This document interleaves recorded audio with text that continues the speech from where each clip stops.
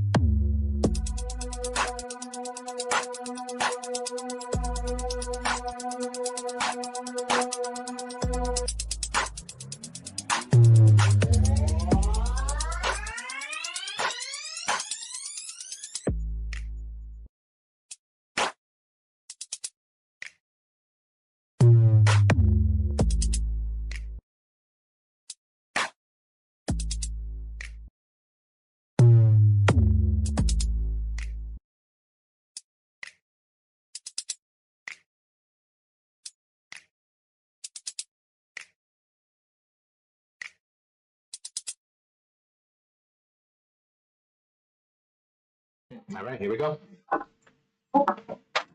Hey, yo, what's up, Worcester? This is your boy, Manny, and I'm coming to you live from the Manny Media headquarters here in Worcester, Massachusetts, and I am here with my friends.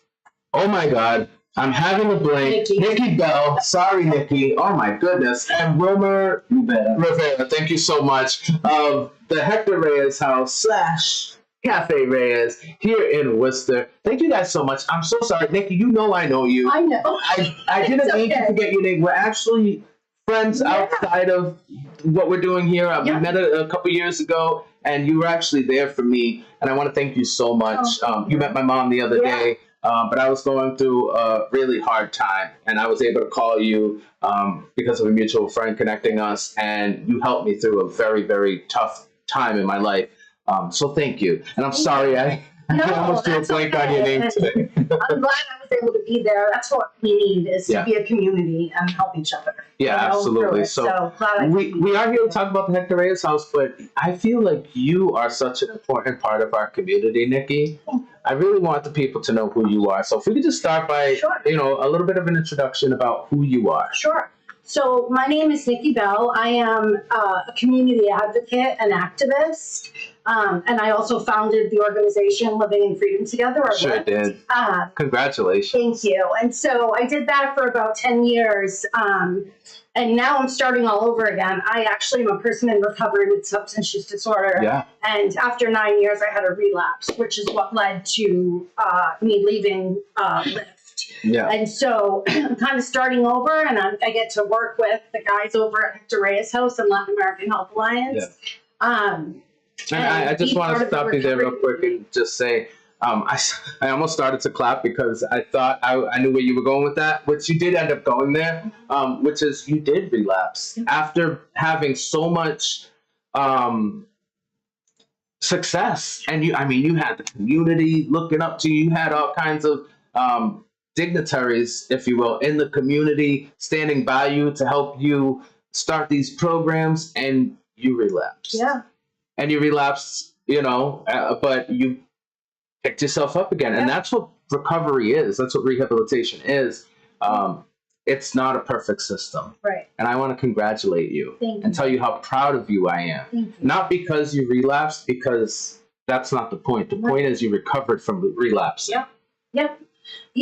What people don't realize is substance use disorder is a chronic relapsing health condition. Yeah. And so when we talk about it, if somebody has a relapse, right, just like if they relapse with not caring for their diabetes, or, we wouldn't punish them, we would provide them support and the tools that they need. Right. And I'm really grateful to people in our community that stood by me during that really hard time, like Dr. Castile, Karen, Pastor Richie, they kept on me. So I couldn't get to that completely hopeless state that I could force myself to keep using. I had to stop and address the harm that I was causing. So I'm really grateful to those folks for sticking by me during that really hard time. Absolutely. And now you're back. I'm back. And you're doing good, and you're healthy, and you look great, by the way. You sound great. And you are here today representing the Hector Reyes House. Yep. So what is your involvement with the Hector Reyes House? Sure. So I've been a board member at Latin American Health Alliance for a couple of years now. And my role with the board was I would write grants for the organization. I would volunteer my time and do that. And so recently, just a couple weeks ago, I actually came on as an employee to write grants and help with some marketing stuff. Okay. So we're launching a new program over there. We just got awarded a grant for. Congratulations. More Agape, which would be our community outreach program. And we've gotten a lot of support from UMass. We're going to put sprinkler systems in. And so we're really moving and making things happen over there, and really wanted to just get out in the community and talk about the important work we do.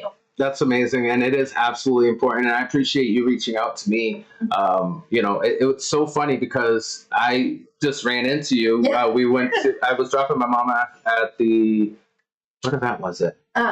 Hartwell Institute. Thank you. The Hartwell Institute event that they were having this past weekend, was it? Yeah. And, you came up to me, and you knew who I was immediately after. I mean, that was the first time we actually met in person. Yeah. And now, remind you helped me out of a very tragic circumstance a couple of years ago. Yeah. But we actually met in person, and you just the excitement and enthusiasm that you had when explaining to me about the Hector Reyes House and how much you wanted to talk about this and get this out there.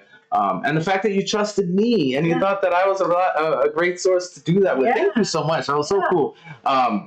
But I knew that we had to get you on. I thought it was important, too, to talk about the Hector Reyes House during this time for a couple of reasons. I mean, it's Recovery Awareness Month. Mm-hmm. The month of September is Recovery Awareness Month, which is great that we're bringing awareness to recovery. And it's also Hispanic Heritage Month. And so I think one of the big parts of Hispanic heritage and culture is preservation. Yeah. And I feel like one of the most basic places to start with preservation is with our people. Yeah. And preserving those lives and helping those lives to continue on in the most healthy, productive way for the individual possible. And with that being said, I'd like to transition our attention a little bit to Mr. Wilmer here. How are you, sir? Good. It's great to meet you. Now, you are you started out as a participant in the Hector Reyes House. Yes. And you were a resident. So I want to talk, and I'm sorry, then you graduated. Yes. All the way up to where you're now working as a Café, manager. I'm manager, Which is amazing at Café Reyes. So I just want to talk about your journey a little bit, because we need to know where we came from to know where to appreciate where we are and understand where we're going, right? So let's start with where we came from. Initially, you did have a struggle with substance abuse. Yes. So let's talk about that. When did you first start using? I'm start using when I have 20 years. You were 20 years old? Yes. When you first started. And now, before the show, we were talking a little bit about your history, and you had told me you just started with weed, just regular weed, Exactly. Which a lot of people, a lot of people smoke weed. It's legal now for recreational and medicinal use here in the state of Massachusetts. But at the time, I'm sure it wasn't legal for you. But so weed wasn't the problem, right? Tell me a little bit about how your addiction became a problem. So when I live in PR, so I'm working with my father. But I do things in the street, with my friends, and I like more the street that I work. But in these days, so in PR, you don't have like the things you have right now, like programs. That day, either like when you go to the school, you don't have like people go telling you like, oh, this drug is bad. I don't have orientation what is cocaine or what Right. is heroin. Right. You just know you were out in the streets with your friends having a good time. Exactly. So when I'm starting to use cocaine, I know what is cocaine. Yeah. But when I'm starting to use heroin, Did your parents ever tell you not to use cocaine? no. No. So when I start to use heroin, so I don't know like heroines.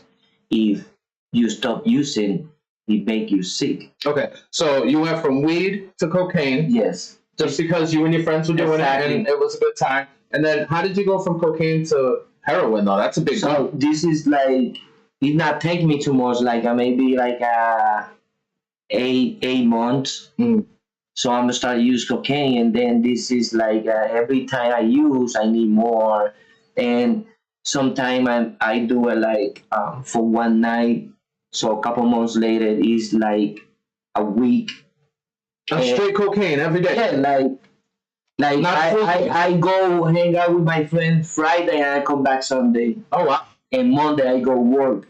Uh-huh. But that's like progressive, right? Like and Yeah. then I need to do it like a one day more, and then when I open my eyes, I do it close every day. And when you so high in cocaine, so I have friends like he's use heroin when I'm not using it. So sometimes we talking like, oh, you want to put this high down, so use this. So I'm start sniffing like the heroin. So you use the heroin to kind of counteract the effects of the Exactly. cocaine, just so you can chill out and take a nap for a day before you gotta go to work. Because you need to rest before you get to Exactly. work, and you then go to work all week, make that money, start all over again the next week. Exactly. And that's how that habit just kind of progressively gets worse. Exactly. But after you use heroin and this day you use heroin for 3 or 4 days, Yeah. and you stop, you start feel bad. Yeah. Sick. Yeah. And when that happened to me, I don't know what happened. So I feel bad, but I You don't know why you feel I don't bad. know why. So I'm asking a friend, like he used heroin and cocaine, but he used for the Yeah. exactly. Injection. So he told me you sick, and then I asking him like, so how I can fixing that, Mhm. and he said you need use this again. Yeah. So and then this day I jump into Smith heroin to use it It's an with injection. the injection. So after that I can stop. I never stop. Just when I go to treatment, Mhm. and I take meetings or therapy. Yeah. So before we get into your treatment, I want to talk about how your family was affected. So before you lived at the Hector Reyes house, where did you live? So I live in PR. So in 2009, so I have a cousin is in PR. So I'm using in the street. Okay. So my father found me in a place, in PR. So and he say, hey, you want to go to Worcester? Is a new programs over there. It's open. And then I say yes. Okay. So your father sent you to America. Well, I mean, He sent it to me to the United States to Hector Reyes. I'm here to in get the treatment. 2010. This is my third time in Hector Reyes. Okay. So I'm here when the house is open. Like he got maybe like 4 months open. Okay. So you were one of the first people that that lived at Hector Reyes house. Exactly. So I'm graduated and I be in recovery maybe for 2 or 3 years. Okay. And then I relapse again in 2014 or 15. I come back still like the same 3 years in recovery, and I come back before COVID. Mhm. And then so now so I have like a 2 year or 3 something and a half, Yeah. something like that. I have issues, like I use one time alcohol in my 3 years and a half in recovery, but this is one time, so I'm stopped. Yeah. So it's hard sometimes. So Yeah. being in recovery is not easy.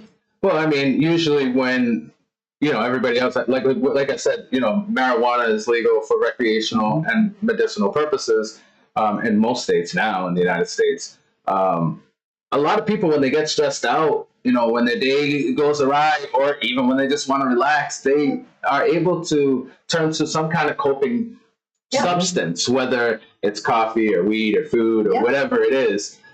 People in recovery don't really have that option. You just got to stick it out. So I can only imagine how hard it really is to have to know that every single day from today moving forward.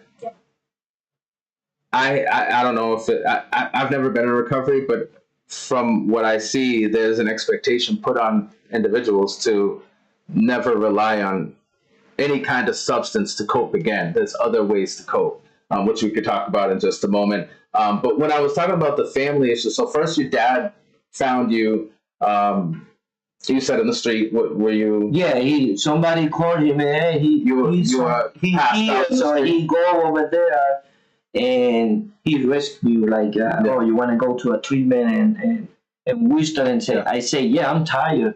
And some point. So you were over the party. Yeah, exactly. And then at some point you said you lived with your sister. Yeah, here in Worcester at some point. How long ago were you living with your sister? Like 5 months, I think, or 4 months. But before Hector Reyes. What year was that? I think it's 2017 or 18, something like that. Yeah. So this has been a journey going on for a good decade. And what I'm hearing is something that you don't often hear, Nikki, in these stories, which is a lot of like trauma and depression and a sad story. I'm hearing that you had a support system. You had relatives in your life who were at least looking out for you and saying, hey, maybe you should try doing it this way, or recovering with this program. We'll do everything. Send you all the way up to Massachusetts from Puerto Rico. That's not a hop, skip, and a jump, right? Yeah. But yet you still struggled and you still relapsed. Even with the help of the Hector Reyes house, you still found yourself in this situation. But it just goes to show and paint the picture that everybody has their own unique story. And the prejudgments that society puts out on people that are either homeless or are in house, I should say, or have substance abuse issues, it's not the same overall. Yeah, that's not. There's no way you could generalize it. And so I'm really grateful. Thank you so much for sharing your story. Also, we did talk about as well, you living with your sister. There wasn't anything really bad that you were doing except using drugs that kind of broke down their relationship, right? No. Why did you no longer be able to live with your sister? So she don't want me there, like, hi. Right. And she have a kid. So right. She wants her brother there, but she doesn't want you getting high. So she not put me outside the house. I take the decision, like, okay, so she right, so let me leave. Right. So she only give me maybe one time a week, go sleep in the couch, and I leave. Not like before, like I'm staying there like every night, I go use, I come back to the home.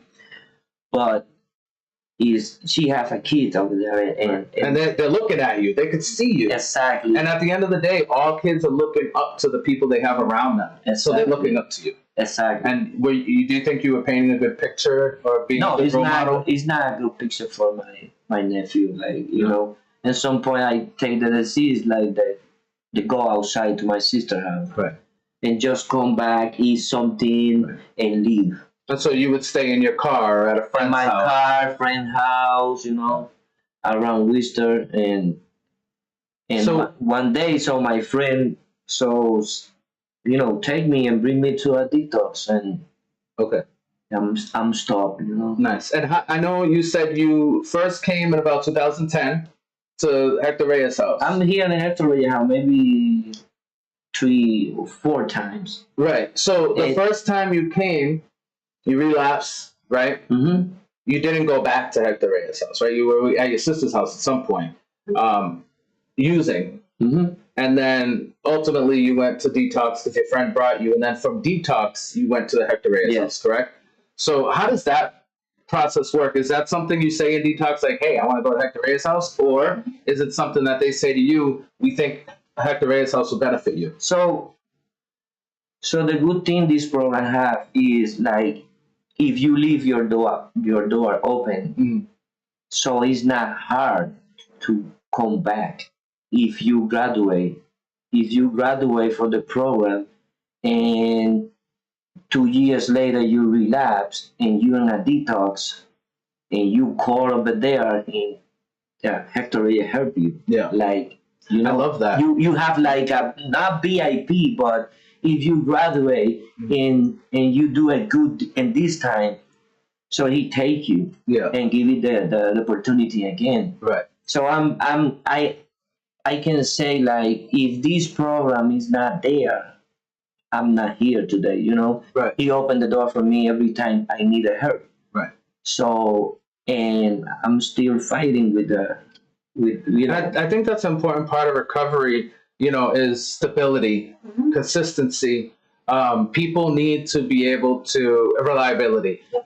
People need to be able to live as human beings. We're not robots. We're not programmable. And I think the Hector Reyes house really understands that. And I love that about what you guys do. In that you don't expect graduates to be a one and done deal.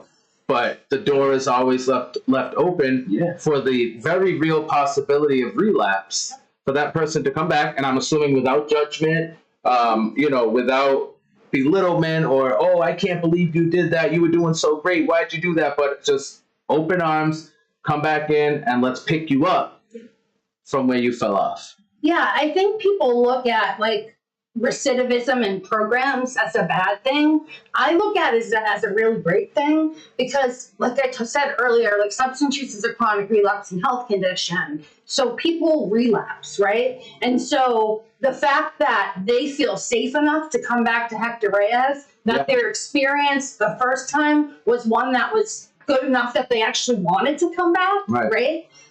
Is important. We can't leave. And that's why we started the community outreach program too, to be able to outreach to people that are unhoused on the streets. Because right now we have the Hector Reyes house, we have the Casa Maddie and Casa Reyes, right? Yes. Yeah. So two sober houses. So two sober houses and the recovery program.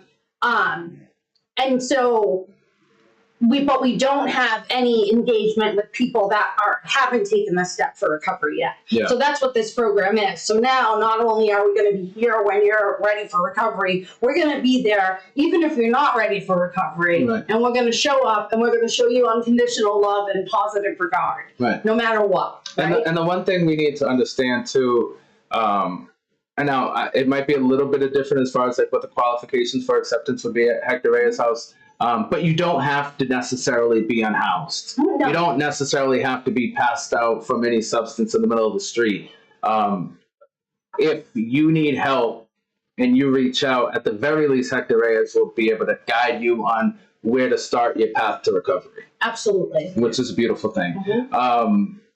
And so one of the other things I wanted to ask you about, Wilmer, was the comfortability factor. How comfortable Hector Reyes house, or how much easier they made it for you to be able to transition from your substance abuse to recovery, and how important was being able to speak in your language in Spanish? Because right now I'm making you speak English. I'm so sorry because my Spanish sucks. But we're going to talk about that and much more about some of the amazing things that Hector Reyes House offers to its participants in just a moment. But first, I just want to take a quick moment to thank our sponsors. We appreciate you so much for making all the work that we do in this community possible. John, take it away. We'll be right back. Manny J Media is brought to you by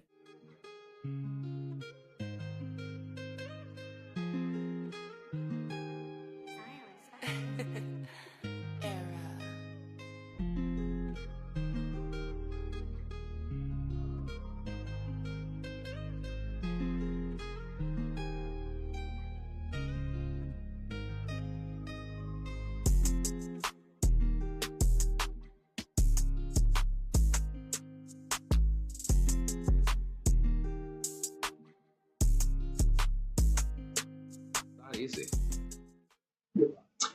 Hey, yo, welcome back, everybody, to this very special episode of Interviews. I'm here with my friends Nikki Bell and Wilmer Rivera. I keep wanting to say Rodriguez for some reason. Rodriguez is really stuck in my head. I'm just using an R Spanish name and going with it. Wilmer Rivera, thank you so much for being here. And you guys are representing today Hector Reyes' house and the Café Reyes. And we were just talking a little bit about addiction and recovery and support systems and programs like the Hector Reyes house that are out there to help people get out of the hole that they found themselves in, put themselves on a path to recovery. The more I talk to people in recovery and, you know, in these types of programs, the more I learn that you can't really say or expect people to recover. It's a lifelong process. You're always in recovery. And so it's something that needs to be said, needs to be respected, and, you know, normalized. Yeah. If that's more of a normal view of what we should expect from our fellow man, to at least try, and if you don't make it, we're here to pick you back up. Always. That's how we should be looking at it in society, and to really hone down on the fact that addiction is a disease. And it may not be a disease that, you know, you're caught from, you know, it's not like an STI, or it's not well, actually, I'm sure the jury's still out on the genetic thing. Because I do know a lot of families that genetically, you know, alcoholism is a big thing, or some kind of other substance abuse, or even food addiction. You know, there's a lot of weight issues in families and stuff. So I think maybe genetically it is a disease.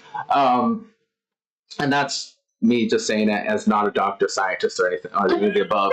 I'm just regular old me. The doctors and the scientists all agree. They probably agree with me. So, you know, it's time that we stop judging and start doing something productive.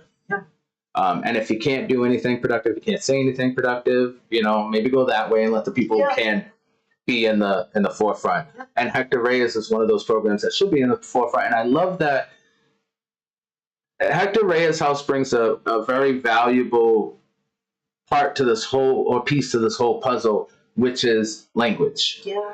Language is so important in the fact that the more comfortable I feel with you, the more comfortable I feel with it being able to explain myself, to communicate, to not have to overthink everything that's coming out of my mouth, the more likely I am to succeed. And so I bring that up to say that Hector Reyes House is the only, the only program that offers services strictly in Spanish. And there's a big reason behind that. I don't know how much you know about it, but the founder, the creator of the Hector Reyes House, great gentleman. Go ahead. Dr. Castile founded the organization, God, I don't even know how long ago, but what she was seeing with the gentleman named Hector Reyes was that people that were non-English speaking people that only spoke Spanish were having to go to treatment programs and sit in treatment programs and not even understand what was being said to them. Right? And let's keep it real. I'm going to keep it 100 funky fresh with you. And you don't have to agree with me because you're in a vulnerable position that I'm not. So I'm just going to put that disposition out there. For a long time, and even still currently, there's a lot of people in this country who have this narcissistic, I don't even know what word to use, this idea that we must all speak English. And if we don't speak English in this country, we are looked down upon. There's a lot of Spanish-speaking people who a lot of Americans look at as worthless or unworthy, or like they don't deserve respect just because they can't speak English. And that is, I just think, one of the most terrible things that we do to our fellow brothers and sisters, our fellow man in this country. I agree. And Hector Reyes House breaks that barrier and has employees there who understand that it's not about what language you speak that makes you special. It's about you being a human being and how can we bring the best out of you. I mean, imagine having to sit through groups and not understand what's being said, right? How much is that helping you? How much are you absorbing, right? And right now, like Hector Reyes' house is all of the programming is delivered in Spanish. All the staff are bicultural, bilingual. It's really important that we cultivate that environment so people feel safe and supported and like they're at home. I mean, even the food that we serve, right? When you're going to different programs, like culturally, people eat different foods, right? And so Hector Reyes' house has really worked to cultivate that environment for people and ensure language access. But still to this day, we don't have any detoxes or holdings or anything that is Spanish speaking. So people have to go through these programs and just sit there and not understand anything. They're just going through the motion. Until they can get to Hector Reyes' house, right? Which we need to change. We need to advocate for better than that. Right. Well, and I mean, I just want to also do a huge shout out to our professionals that are in the medical field, specifically you first line folks out there. Frontline, I said first line, frontline folks, you know, that whether they work in hospitals or doctors' offices or detox centers that aren't funded properly to be able to hire the help that they need that speak multiple languages or have interpreters. That's not your fault. And, you know, I think we all understand that. But, you know, I will say, again, you don't have to agree with me. There are people who do sit in very important seats that get paid a lot of money. That is some of that money, you know, if you just took like 10% of that pay and put it towards programming, might be a little bit better off. But I mean, listen, that's just me. That's how I would do it. But there are also programs, people like Dr. Maddie Castile, who are in positions of leadership, who do care, who do put their money where their mouth is. I hope that wasn't disrespectful, because I love Dr. Maddie Castile. By the way, a Cuban American. I wanted to shout that out because she's one of mine. I'm Cuban and Puerto Rican, so they're one of my people. So I'm very proud to have her here, who does a lot in this city and who makes sure that marginalized groups get the care and the attention that they need. Not that they want, not that they should or shouldn't get, but that they need. Because at some point it becomes and deserve. Yeah. And so I wanted to ask you, have you done any programs or detoxes where English was the only language you had to listen to? Yeah. And I mean, you understand English clearly. We're having a conversation in English. But how much better was it for you to be in a program that spoke Spanish? Well, it's a lot of help. Like, you know, I tried to go in before, and like 7 years ago so when I go to Hector Reyes, you feel like you at home. Like, you know, you can talk with the staff. It's Spanish. The staff speak English too, but it's better, you know. But the doctor, the people do therapy over there is both language, but it's Spanish people. You know, you can put out more your dirty things you have inside. You can express yourself more. Exactly. And you can have more. For me, it's better if I have people in Spanish help me. I understand more Spanish. Do you think you get a better treatment plan? Like you actually get people who empathize with you, meaning they feel you, right? They understand you, they care because they can relate. Do you think you get better attention with people who 100%. Speak Spanish versus people who speak English and quite frankly just want to get you through the system? Yeah, it's 100% is better. Spanish, And I want to say something about the program. The program right now have maybe, I think, 3 or 4 staff. Before it's residents. You know, you have the opportunity to, like, if you graduate, if you do it good, you can work in it too. That's amazing. I love that. So you can come in as someone who hopeless, right, on the street, maybe unhoused, definitely with some kind of substance use issue. Not only can you overcome that substance abuse, but you can then become productive in the same program that helped you get out of your problem, you can now work for to help others to get out of the problem. Yeah. Isn't that great? Yeah, that's great. We have assistant director, right? Hector.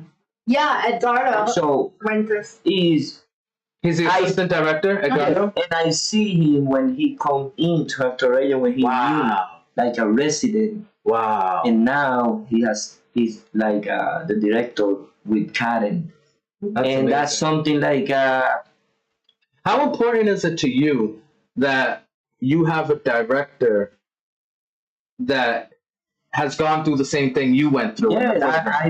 I'm so happy like see people like is with me in the program working there and doing good, help another people. You know, like I'm so happy like for Edgar and he's I think 3 guys more is before is in treatment now working in Hector and help another guys. And the guys can see that and say, okay, I can do that he too. exactly.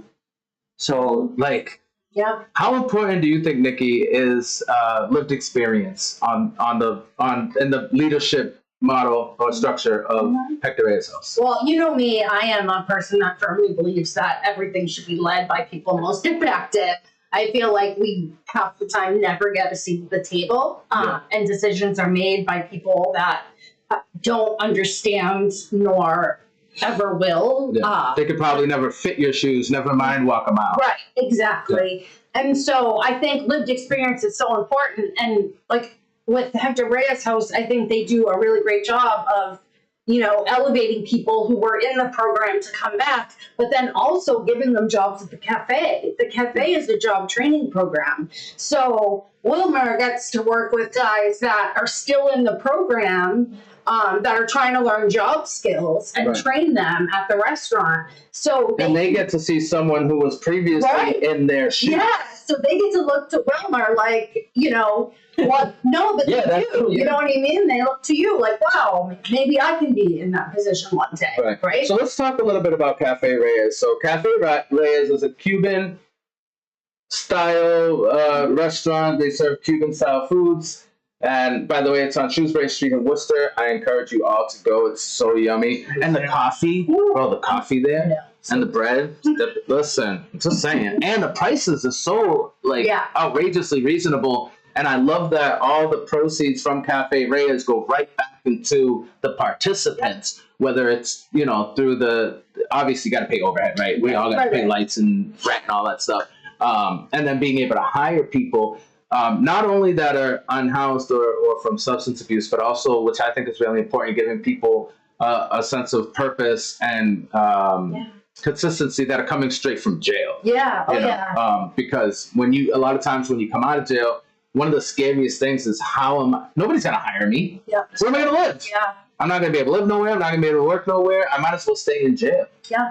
Hector Reyes and the Café Reyes kind of lifts that veil to make it possible, right? Can you talk about that? Sure, absolutely. We take a lot of participants straight from correctional facilities on parole, you know, and I can just speak for myself. When I came out of jail, I remember like not wanting to I had every decision made for me, whether it was what time I got out of bed, what I wore, what I could watch on TV, what group I had to go to. I didn't have to make a decision. Right, you just get up and you go with the program. That's how it works. They institutionalize you.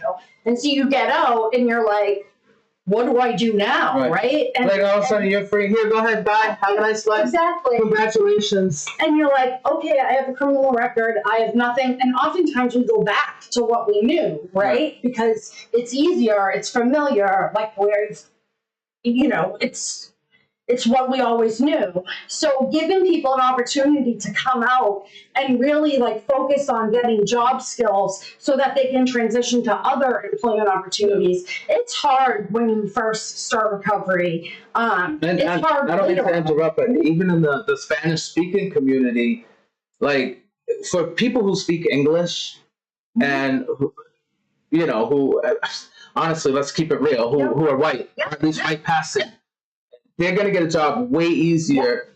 I mean, it's hard to get a job out of jail, period. But if you have those what do they call privileges? Yes, you're privileged enough to, yeah. But if you speak in Spanish, that's a triple whammy. Yep. You're a felon or a convict. You can't speak English, and you don't really have anywhere to live because most people coming out of jail can't even get a place to live. Right. Right. That's crazy. Yeah, It's and that's insane. why it's like programs like Hector Reyes House are critical to this community and often get overlooked because they're kind of just working behind the scenes and really keeping focused on the participants. So our community oftentimes doesn't even know what's happening or going on over there. But they should. They should. And why should they? Because, and I'll tell you why. And the biggest reason I feel is because a lot of times the community wants to complain. Complain about, oh, what are we doing with all these people who are in our jails? What we got all this crime and blah blah blah, but they don't see the programs who are working day in day out, blood, sweat, and tears to take people who have been in those situations, whether it's drugs or crime or what have you, and put them into productive roles and make them productive members of society. People are crying, complaining, and asking for that, but they're not appreciating when it's done. They're not showing that it's even noticed once it's done. And I think that's one of the big reasons and one of the biggest importance of why you're here today, of why you and I worked so hard in Wilmer to make sure that this happened, to get the word out, to make sure that people are aware that the Hector Reyes House is here, that it is doing some amazing work in, for lack of a better term, cleaning up our streets, right? Cleaning up the problems that we all complain about.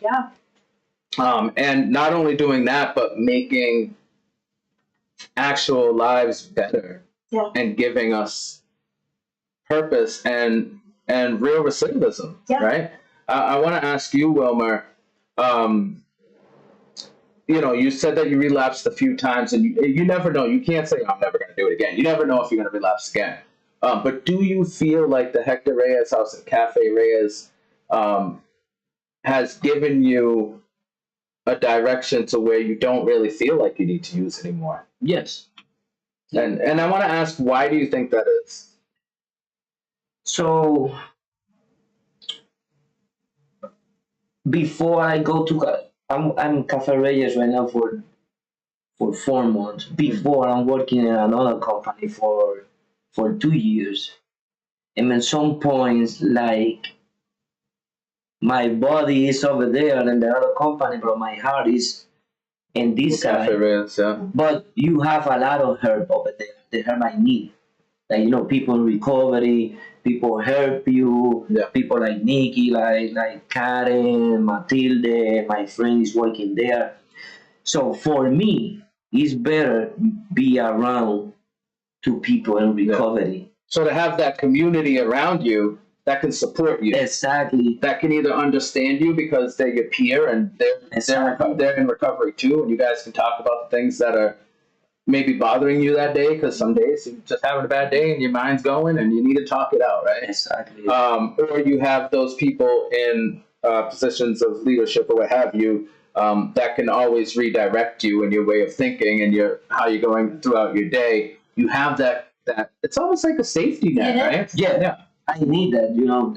I'm a type of person, if I go out to the people in recovery, to my friends, you know, I have maybe like 75% I relapse. Yeah. So you know yourself. For me. So some people don't go to meeting, don't do nothing, is still in recovery. But me, so I need that, like, be around to people, you know. You know what helps you to be successful. Exactly. Yeah. And then lastly, because unfortunately we're out of time, Nikki, I hope we could do this again. Yeah. Maybe if we could figure it out. I'm not sure how we could do this to protect, you know, we don't want to overexpose anything. We want to respect the privacy of the residents at Hector Reyes House, but maybe we could go there and do a little tour there sometime. Talk to the board and see if we can make that happen. Yeah, I think we can. But one of the things I often hear about in recovery is purpose. It's more likely to be successful if an individual finds a purpose. do you feel like you found maybe not the purpose, but maybe you found a purpose to not reuse again?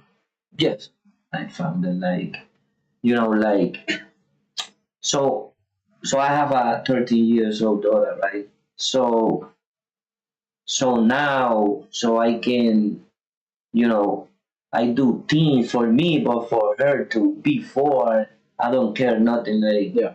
you know, so, but yeah, so the program, the restaurant, the people around, it's hurt me a lot. Like, you know, for me be a recovery and do my things, you know, and yeah, so it hurt me a lot. Yeah. So your biggest purpose is your daughter, which is beautiful. God bless her, and I'm glad that she's in your life. You absolutely owe it to her, you know, to make sure she has her dad around. Exactly. And not just physically, but mentally. Yeah. You need to be here for your baby girl, right? So I think that's a beautiful purpose, but I also think it's beautiful. What I think I heard you say is that Hector Reyes House and Cafe Reyes also gave you a purpose, Exactly. which is being part of their program, being a manager at Cafe Reyes. You got something to do every day, right? You have some kind of consistency and structure, if you will, without being like shackles, Yeah. right? It's a free kind of structure. Yep. Exactly, yeah. And I learn new things too, like, you know. Yeah. I never do this, so Nikki tell me, oh, let's go over there. Listen, And you know, that's good. yeah, absolutely. And I thank you so much for coming. You're great, by the way. You're comfortable. You're not nervous. You're telling your story, which I appreciate you sharing with us so much. But what I wanted to say, Nikki, is, and also to you, Wilmer, is I think another thing that is beautiful, especially with Cafe Reyes, is you're in a management role, which means you can put that on your resume. Yeah. Yeah. Which means now you have an out, right? So instead of focusing on what you were, whether you were in jail or whether you were just somebody that happened to get into the substance abuse situation, that's no longer the forefront thing. The new forefront thing is you're a manager at Cafe Reyes. So that means technically you could apply other places and become a manager if you wanted to do that because you have the lived experience to do so. Like, what a beautiful, you know, come around from where you were to where you are now. And I just want to thank you again. And I'll be praying for you. You know, I hope that everything continues to go well for you. You more than well deserve it. Your story is amazing. And I hope that it inspired some people, you know, to at least take your journey and apply it to them to however they personally feel fit. And with that being said, I did want to end on more of the program that is the Hector Reyes House as well as Cafe Reyes. What are you offering the community and how can people take advantage of it? Sure. So we offer recovery support for people pre-contemplation all the way through sober housing. We also offer the cafe space is a community space, and we really want people to come over and get involved and utilize the space for different meetings and things like that. Did I remember correctly? You told me that you have lunches weekly that people can go to. That might have been no. I talked to so many people. Okay, never mind. Continue. I'm so sorry. And so we invite the community to come. We do a lot of catering. You can look us up at cafereyes.org or LatinAmericanHealthAlliance.org. And we're constantly working in this community to support Latino men impacted by substance use disorder. And we appreciate any of the support that we can get. And how can people get in touch with you again? Sure. They can email me at belln@WORC.org. Excellent. And do you want social media if people wanted to check you out and just, you know, get a little idea of the vibe and how it goes? Where is that? Cafe Reyes has its own page as well as Latin American Health Alliance on Facebook and Instagram. All right. And Wilmer, if you don't mind, I'd love for you to have the last word. Again, thank you. What do you want the community to know as someone who was part of this program and who is in recovery? So I want people know, so we here for help the Spanish people. And you know, so Hector Reyes, so over there is go. We it's not like Spanish people only, you know. So whatever people need That's help. good to know. So Because we have been talking a lot about, for Spanish speaking people, but it's no, not it's people for whoever for needs every help. country. If you need help, so you go to a detox or you contact the program or Nikki or Pastor Rishi, and he try to put you in some place and detox and TSS, and you go to the program. Okay. So we open for help, whatever people need help. Right. And it's a lot of addiction in Massachusetts and Worcester. Mm. So we here for the people, for help you, All right. And what about Café Reyes? Should people go there and eat? Yeah, it's good. Why? It's all right? It's good. You're not selling it, man. You're not selling it. Yeah, it's good. It's really good. It's Yeah. really So good. you're from Puerto Rico, right? I'm Puerto But the Rican. food's from Cuba. Yeah, It's similar. it's Cuban food, and we have couple plates, like Yeah. Puerto Rican plates. Okay. You know, Okay. So you got a little Puerto like- Rican. I love that. Exactly. So I'm half Puerto Rican, half Cuban, so that's right up my alley. Yeah. But it's a lot of people go over there, like, so Cuban people, Spanish people, white Yeah. people. It's not And what's the bad. address? It's 421 Shrewsbury Street. All right. It's open 7 to 3 every day, and Monday is closed. There we go. Excellent. Awesome. So make sure you get over to Cafe Reyes on Shrewsbury Street, 421 Shrewsbury Street to be exact. And thank you guys so much. I really appreciate you joining me. Today was such an amazing show. And again, I hope we could do this again sometime. Wilmer, man, you killed it today. Thank you. You did an excellent job. And with that all being said, it's your boy Manny and Nikki. Wilmer? And this is Manny J Media. Interviews, community. Well, I did that. This is Interviews on Manny J Media, Community Delivered. I messed that all up. Let me try again. This is Interviews on Manny J Media, Community Delivered. We'll see you real soon. Peace.